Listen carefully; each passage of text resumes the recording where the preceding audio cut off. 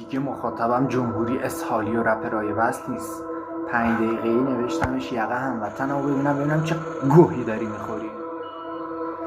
پوز تاریخ تو میدی غیرتت ولی پر خود خالی تو میگیری هیبتت ولی پش میگی معترضی دیدیم هیدری شدی تش پر اعتراضی ولی خواجه ای عزیزم کارت شده این کلیپو میدم واسه من و تو بیشوری نمیفهمی چاره اینه من و تو خاک تو گرفته یه مش زالو آفت انوگو میگیری موتور بر آدمی آخه تو حال تو گرفتن تو مسیر داده من و سوخ کارت خانه بیسی میگیری و میگیری به فوش خارش خودت آخون باید بکنت پشت تا سواری میدی سم داری یا نگی مش اصلا بذار راحتت کنم کونه لقت هوا کن آخون کونه تو بزنه تقه آب حقته ولی تو صفی با دبه پگو نخورن و آزادی نیست حقه دیگه یک و هیشکی و جز خودم نمیگیرم مردم و زنده شدم ولی نمیمیرم بخور از گوه دیدم از شما نمیبینم دیگه پای درمان زامبی و نمیشینم